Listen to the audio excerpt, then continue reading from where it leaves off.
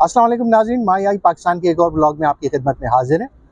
नाज़रीन, आज का प्रोग्राम 2 हिस्सों पर मुश्तमिल है, जिसमें पहले हिस्से में हम देखेंगे कि कनाडा का 3 साल का ओपन वर्क परमिट क्या है और कौन लोग इसमें अप्लाई कर सकते हैं और इसका अमेरिका के H1B वीज़ा के साथ क्या ताल्लुक़ है। और there are information and rumours around internet के जिनके पास H1B वीज़ा है वो कनाडा का 3 साल का ओपन वर्क परमिट विदाउट किसी जो है कंपनी की रिप्रेजेंटेशन के या बग़ैर किसी जॉब के हासिल कर सकते हैं।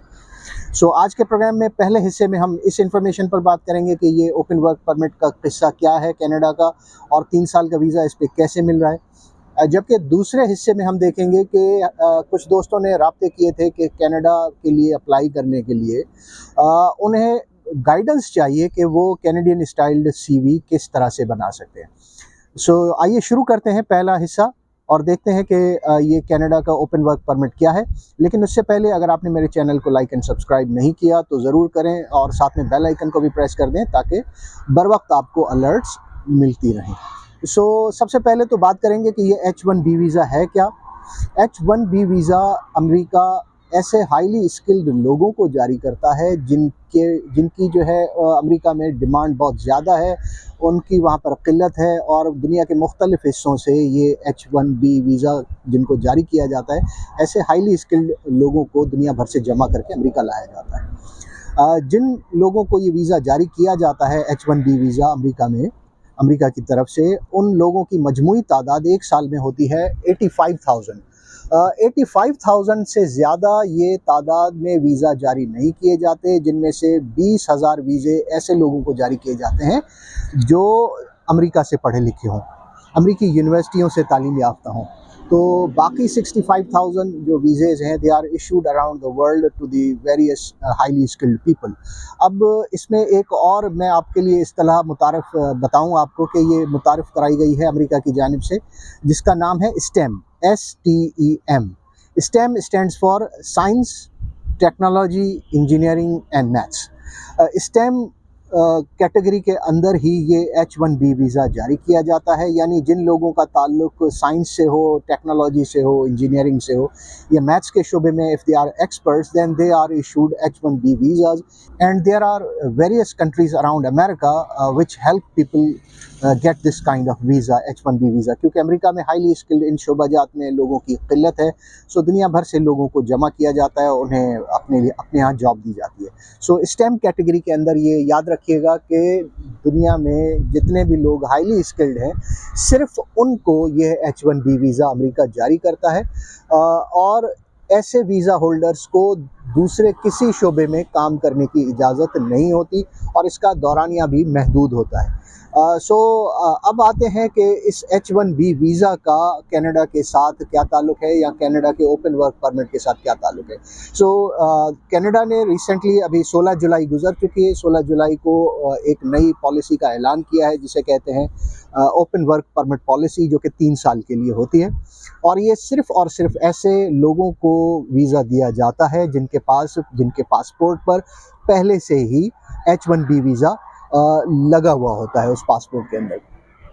अब सारी बात यह है कि मुख्तलिफ चैनल्स के ऊपर, यूट्यूब के ऊपर ये बताया जा रहा है कि कनाडा ने दरवाजे खोल दिए, H1B वीज़ा सभी हासिल कर सकते हैं। This is kind of mis information to the people. H1B visa सभी लोग अप्लाई नहीं कर सकते। In case if you are highly skilled people then you have to first apply for the H1B visa, then you can jump over to the Canadian visa which is open work permit, जो कि 3 साल के लिए होता है।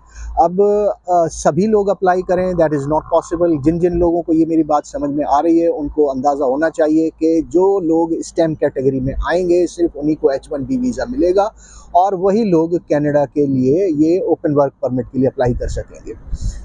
ज़रूरी नहीं है कि STEM के अंदर सिर्फ साइंस, टेक्नोलॉजी, इंजीनियरिंग और मैथ्स के लोग ही अप्लाई करें। इसमें मेडिसिन के लोग भी अप्लाई करते हैं जो कि एक्स्ट्रा या हाईली क्वालिफाइड होते हैं मेडिसिन के शोबे में। वो लोग भी अप्लाई कर सकते हैं जो MBBS हैं या जिन्होंने अपनी फील्ड मॉलिक्यूलर बायोलॉजी या इस तरह के दूसरे high tech kind of subjects की तरफ डाइवर्ट कर चुके हैं, न्यूरो साइंसेज की तरफ डाइवर्ट कर चुके हैं। तो ऐसे लोगों को ये H1B वीज़ा मिल सकता है जो कि मेडिसिन के शोबे से ताल्लुक़ रखते हैं।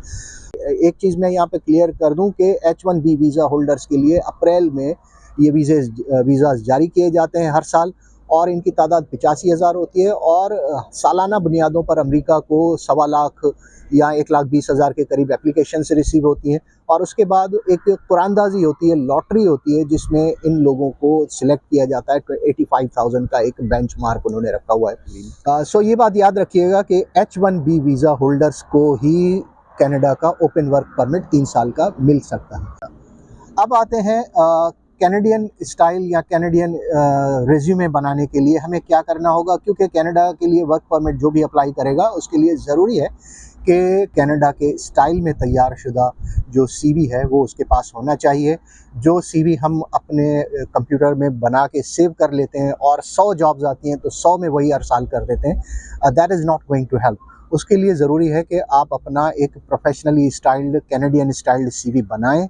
कनाडा में जो वर्क परमिट लोग करते हैं, वर्क परमिट के हुसूल के लिए कोशिशें करते हैं, उनके लिए ज़रूरी है कि वो जिन कंपनियों को अपना सीवी भेज रहे हैं वो कैनेडियन स्टाइल्ड होना चाहिए। अब आते हैं कि कैनेडियन स्टाइल सीवी के लिए क्या करना चाहिए। सबसे पहले तो आपको एक चार्ट बनाना होगा। उस चार्ट के अंदर मैं आपको कुल 9 चीज़ें बताता हूँ कि आपके सीवी के अंदर वो 9 चीज़ें होनी चाहिए। सबसे टॉप पर आपको आएगा पर्सनल इन्फॉर्मेशन। मैंने यहाँ पर कुछ आपके लिए पॉइंट्स बना के रखे हैं। सबसे पहले तो आएगा उसमें पर्सनल इन्फॉर्मेशन कि आप कौन हैं, आपका कॉन्टैक्ट नंबर क्या है, आपसे किस ईमेल पर रब्ता किया जा सकता है, और आप क्या कर सकते हैं। So start with your full name. सबसे पहले तो उसके अंदर आपका फुल नेम आएगा, फिर उसके अंदर कॉन्टैक्ट इन्फॉर्मेशन आनी चाहिए, और उसके बाद एड्रेस आना चाहिए, फ़ोन नंबर आना चाहिए। और इसमें सबसे अहम चीज़ आपने याद रखना है कि you don't have to include your photograph. आपने अपनी इस सीवी के साथ फोटोग्राफ अटैच नहीं करनी। और दूसरा, आपने अपना जो commonly we write in CVs के हमारे वालिद साहब का नाम क्या है, या हमारी एज क्या है, हमारा डोमिसाइल क्या है, these things are not included in such kind of professional Canadian styled CV. So याद रखिएगा कि पर्सनल इन्फॉर्मेशन सबसे टॉप पर आएगी, और उसके साथ साथ क्या चीज़ें शुमार होंगी। सबसे पहले तो आपको उसमें शुमार करेंगे अपनी पर्सनल नाम आपका क्या है, आपका पर्सनल फ़ोन नंबर क्या है, आपका ईमेल क्या है, और साथ साथ आपका अगर कोई प्रोफेशनल ईमेल है, या अगर कहीं आप इस वक्त जॉब कर रहे हैं तो उसके साथ आपका जो ईमेल प्रोफेशनल मिला हुआ है तो वो भी आपने इंक्लूड करना होगा। और साथ में आपका postal address, so that if a company writes to you, if company emails you, if company sends you a postal mail, then where should it land?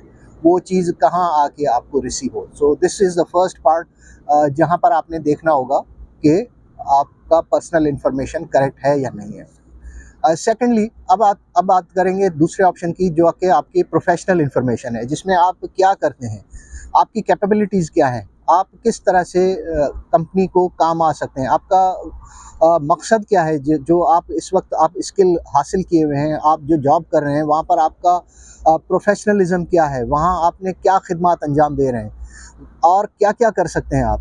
तो ये सारी चीज़ें आपने अपने दूसरे पॉइंट पर सीवी में इंक्लूड करना होंगी। इसमें आपकी प्रोफेशनल समरी आएगी कि आप इस वक्त क्या क्या फ़राइज़ अंजाम दे रहे हैं, जो काम इस वक्त आप कर चुके हैं, कर रहे हैं या कर चुके हैं, जो काम आप इस वक्त कर रहे हैं, जिस कंपनी में आप इस वक्त एम्प्लॉयड हैं, जो काम उसमें कर रहे हैं, और प्रीवियसली जिस कंपनी में आप इन्वॉल्व थे, जॉब कर रहे थे, उसमें आपने क्या काम किया था, ये 2 चीज़ें आपने प्रोफेशनल कैटेगरी में अपने दूसरे नंबर पर शामिल करनी है।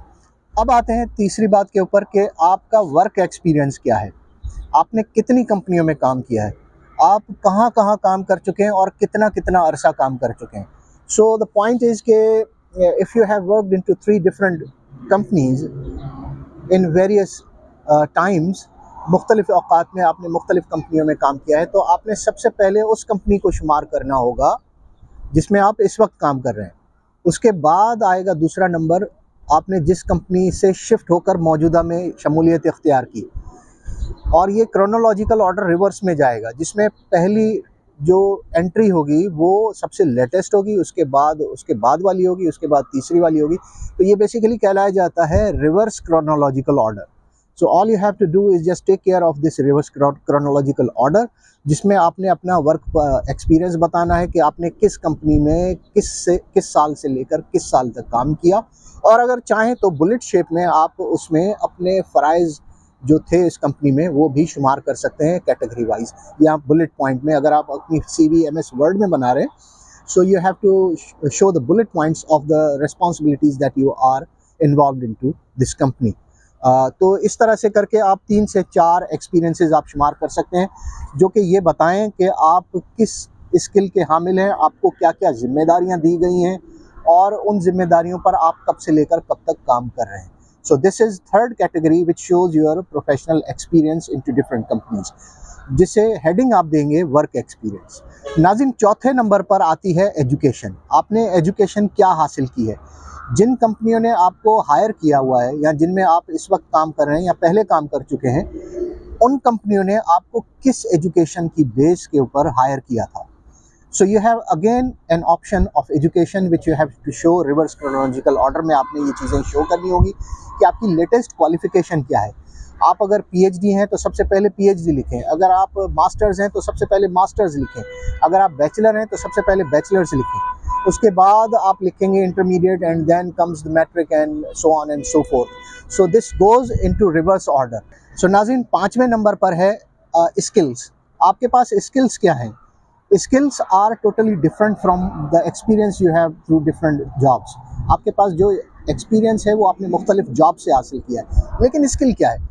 आपको मुख्तलिफ लैंग्वेजेस बोलना आती हैं, आपके पास इंटरपर्सनल स्किल्स हैं, आपके पास कम्युनिकेटिव स्किल्स हैं, आपके पास कंप्यूटर चलाने के स्किल्स हैं, आपके पास लीडरशिप स्किल्स हैं, आपके पास प्रॉब्लम सॉल्विंग स्किल्स हैं, आपके पास झगड़े सुलझाने या जो तनाज़ात को कन्फ्रंटेशन सॉल्यूशन स्किल्स हैं. यानी there are plenty of skills which you may be expert इन.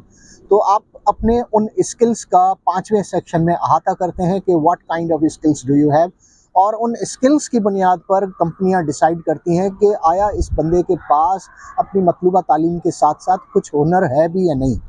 सो नाज़रीन, अब आते हैं 6th पॉइंट की तरफ, जिसमें आपने बताना होगा कि what kind of certifications and trainings you have completed. तो छठा हिस्सा है ट्रेनिंग्स का और सर्टिफिकेशंस का. अगर आपने किसी तरह के सर्टिफिकेट्स हासिल किए हैं या अगर किसी तरह की कोई ट्रेनिंग की है अपने प्रोफेशनल स्किल्स को निखारने के लिए, उसमें बेहतरी लाने के लिए या उसमें मज़ीद निखार लाने के लिए, तो उनका अहाता आपने अपने इस छठे हिस्से में करना होगा, जिसमें आप बताएंगे कि आपने कौन कौन से सर्टिफिकेट्स अब तक हासिल किए हैं, चाहे वो इंग्लिश लैंग्वेज सर्टिफिकेट्स हों या चाहे किसी इंजीनियरिंग या डिप्लोमे के सर्टिफिकेट्स हों या रेफ्रिजरेशन के सर्टिफिकेट्स हों, या फिर इलेक्ट्रिशियन का आपने कोर्स किया हुआ है या what ever courses you have completed, उनका आपको सर्टिफिकेट अगर मिला है तो आपने इस छठे हिस्से में उनको इनकॉर्पोरेट करना होगा. इसके अलावा अगर आपको कोई ट्रेनिंग्स आपने की हैं तो उन ट्रेनिंग्स 2 रोज़ की, 3 रोज़ की, 4 रोज़ की कोई प्रोफेशनल ट्रेनिंग्स की हैं जिनमें कोई सर्टिफिकेट नहीं मिला, अलबत्ता आपको कोई इस तरह की नॉलेज है कि आपने कोई इस तरह की ट्रेनिंग की है.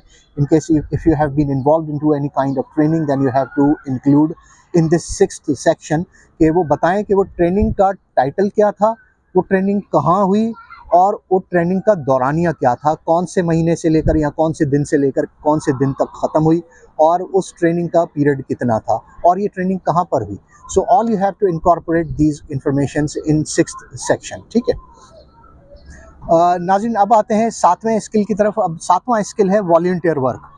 रज़ाकाराना तौर पर अगर आपने कोई काम किया है, किसी ऑर्गेनाइजेशन के साथ जुड़ के मुफ्त में काम किया है, रज़ाकाराना तौर पर काम किया है, या माशरे की खिदमत के लिए काम किया है, तो गोरे लोग जो हैं या कैनेडियंस जो हैं या अमेरिकन्स हैं, दे लाइक इट कि आपने किसी तरह की कोई वॉलंटियर सर्विस किसी कम्युनिटी सेंटर में की हो, तो वो बहुत ही इंफॉर्मेटिव होती है. यहाँ पर आपको एक कैरियर डेवलपमेंट में मदद देगी और CV को बेहतर बनाने में भी आपकी मदद करेगी. So in case if you have incorporated this volunteer work and in which organization you have done these works so far, तो वो आप यहाँ पर 7वें सेक्शन में इंक्लूड करेंगे, and then this would definitely help you in seeking a good position in good countries.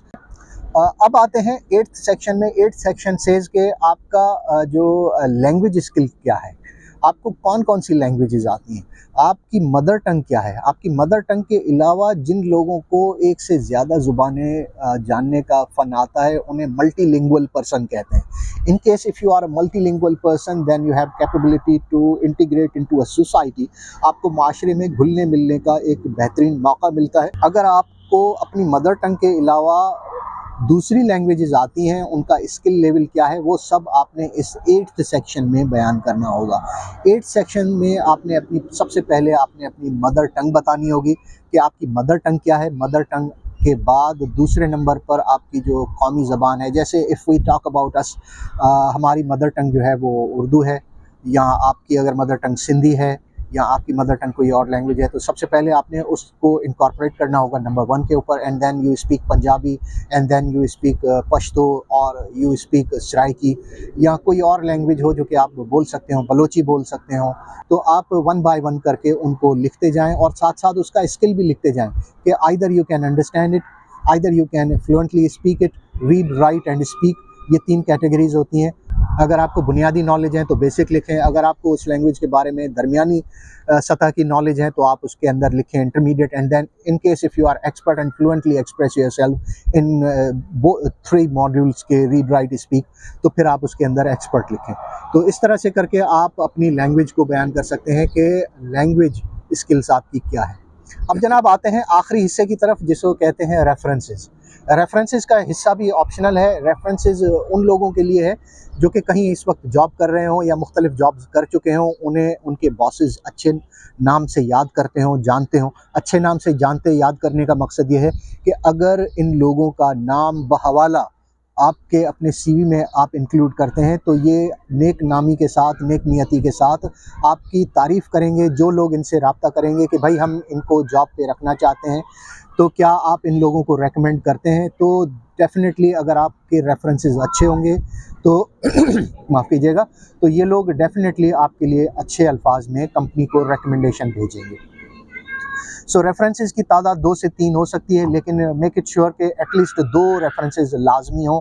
आपकी CV में 2 लोगों का, 2 मुख्तलिफ कंपनियों का, 2 मुख्तलिफ कंपनियों के बॉसेस का, 2 मुख्तलिफ अफराद का जिनका आपस में कोई ताल्लुक़ ना हो, वो आपकी सीवी में रेफरेंसेस होंगे, तो आपकी सीवी एक स्ट्रॉन्ग सीवी कहलाई जाएगी। And it would be a kind of robust CV. ठीक है जी। तो ये 9 पॉइंट्स हैं जो कि लाजमी तौर पर आपकी सीवी में होने चाहिए। एंड इसी कैटेगरी में अगर आप शुमार करते जाएंगे ये 9 पॉइंट्स को, तो आप कह सकते हैं कि ये कैनेडियन स्टाइल्ड प्रोफेशनल सीवी हो सकती है।